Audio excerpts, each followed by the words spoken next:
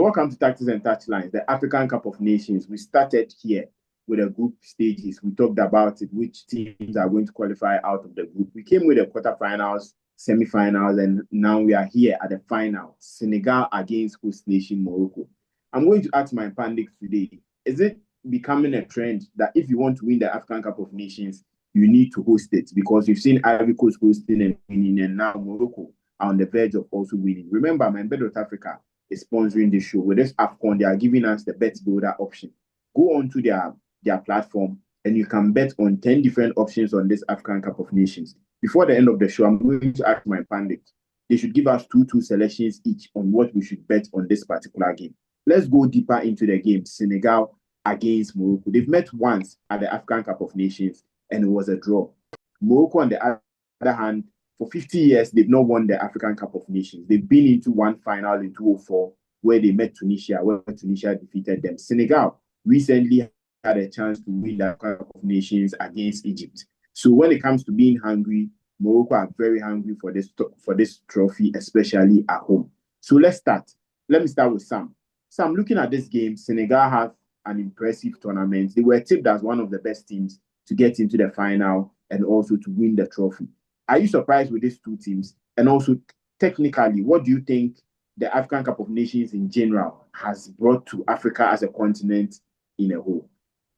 I think all those that watched our previous videos will realize we made the right choices with those that were going to win the semi finals, and the same thing will happen this time also. So if you are hoping to bet, then you need to take the selections very well.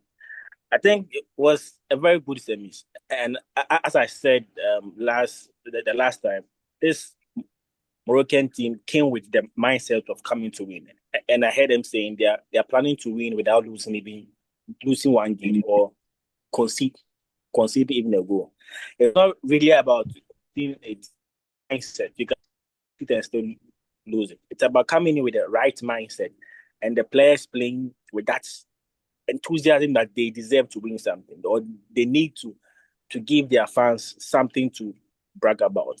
Morocco for the past 2-3 years has been one of the best African teams in the World Cup, in the Club World Cup. So it's no fluke that they are where they are right now. They played very well and they deserve to be in the finals, not just because they are the host nation, but because the players played very well. The right mindset, the right tactics, they approach with no fear, and it's no fluke or no chance that they're in the semis. When you come to the Senegalese, also amazing team, also a team playing that with a point to prove. I think that's what they are doing. I don't think many people give them the chance in this African Cup, but they are playing very, very well, and they need, or they also deserve to be in the finals also. With this African Cup, or with the 2 or 3 previous African Cup, I think that Africans are now believing that we have our own Messis, our own Zeros, our own Neymars and Jamil in our own continent also. If you want something to be cherished, I think it has to start from you cherishing the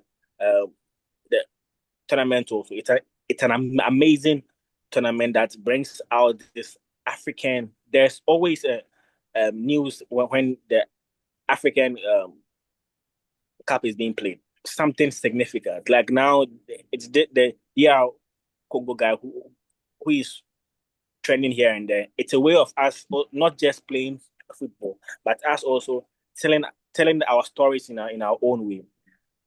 I think as of now, I always say, and not just me, I think one of the best World Cup that we've ever witnessed was the South African World Cup. Yeah. There was this joy, the vuvuzelas, the dancing, the vibe was just different. And and you can see these vibes when we are playing the African Cup. There is something always new about the African Cup, something always unique about the African Cup.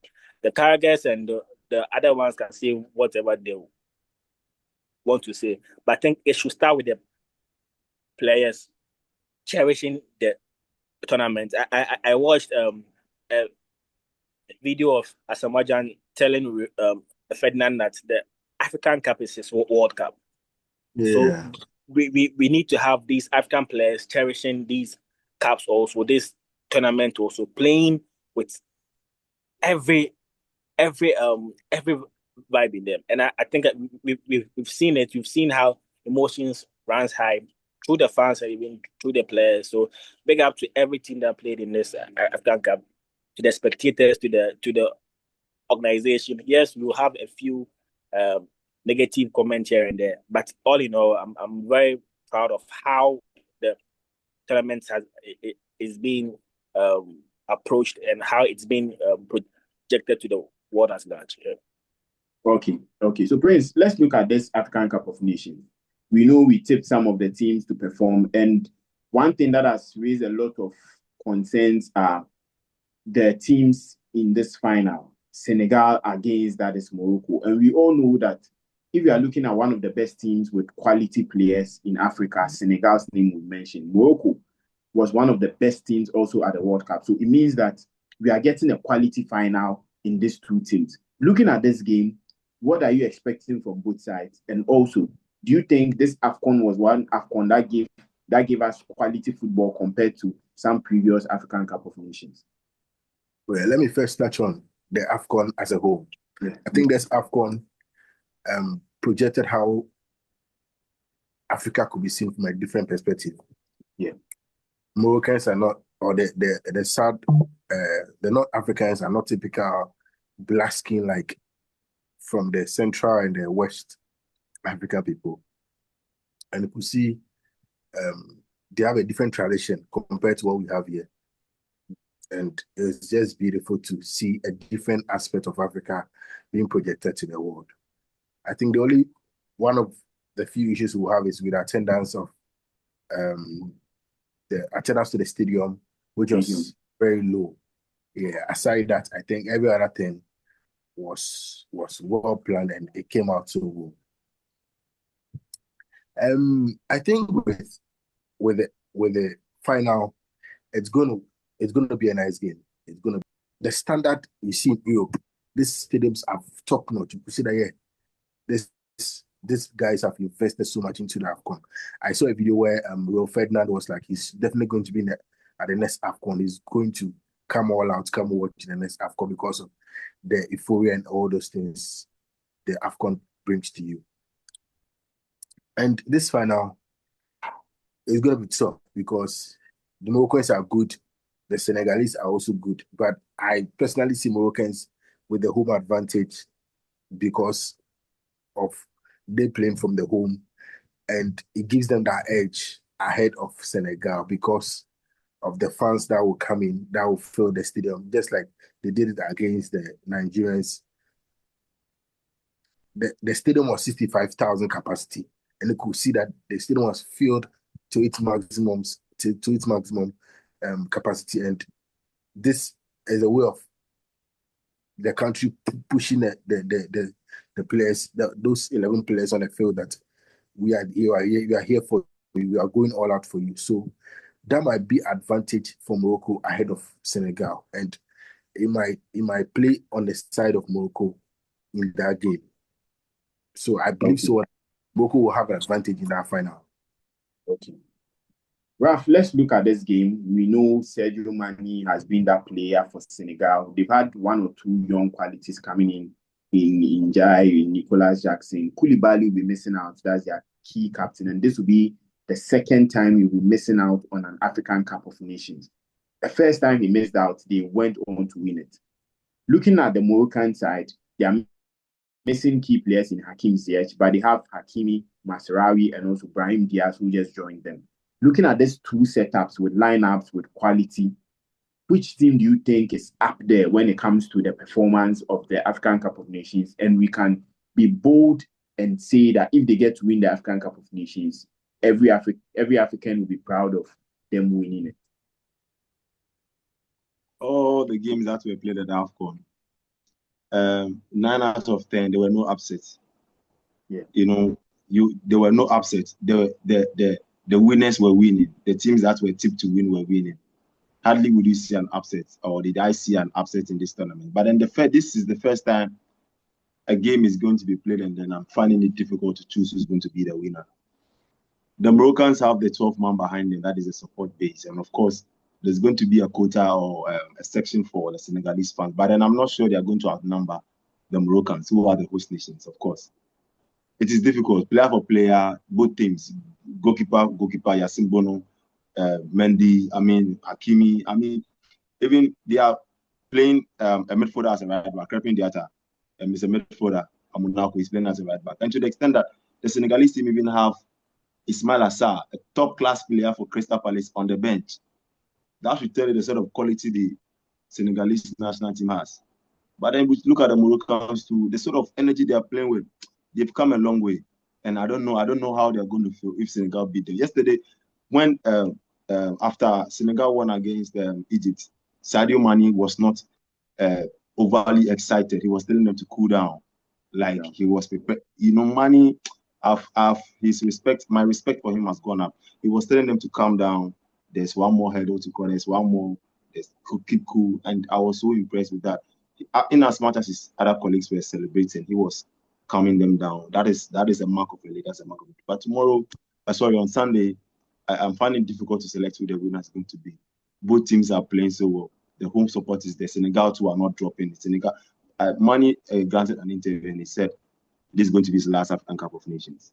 If only that is true. It's likely it's going to be true because maybe another 4 years or maybe 2 years, I don't know. But another 4 years. The next AFCON will be in 2027. So in 2026, 2027. So we have less than a year to another AFCON. Okay. And so Sadio Mane has said that is his last AFCON. So he wants to win the AFCON. And Hakimi, all these guys, it might be their last tournament. But it will be difficult for me to select. I just want to be a neutral. I just want to enjoy the game as a neutral. So whatever happens, let the best team win. Okay.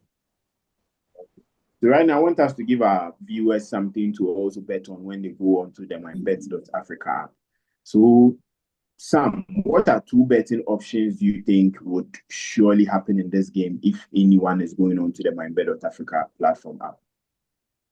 Sorry. Tough call, but tough call. But as I've been saying since day one, Morocco to win. So Morocco to win and under 2.5.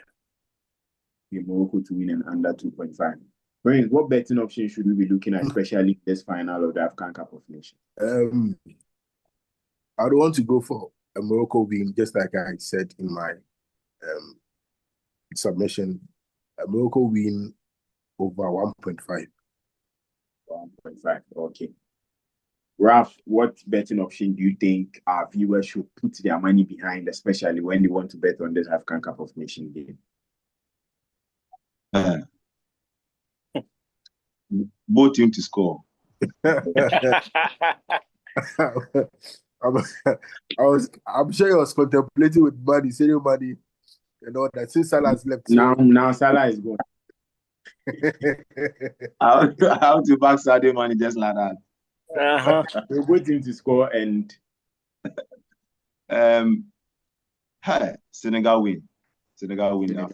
Okay. Yes. With me, I think it will be a very big game for both sides, and I'm looking at options outside any team winning. So I'll be going for a corner of over 8.5 and also under 3.5 in this particular game. So I think if you are going on mynbet.africa, we're giving you options. With our bet builder options, you have 10 different selections to make. You can add most of them together, and now you have at least 4 or 5 selections to place your money behind it. And I think after 90 minutes, you will also be rejoicing, whilst one team is also rejoicing with a trophy. Thank you for joining us. Don't forget to subscribe, like, and also share so that we can grow our community and be one of the best, that is the football or sports podcast in the country. So thank you, Raf. Thank you, Prince. And also thank you, Sam, for joining us. All right.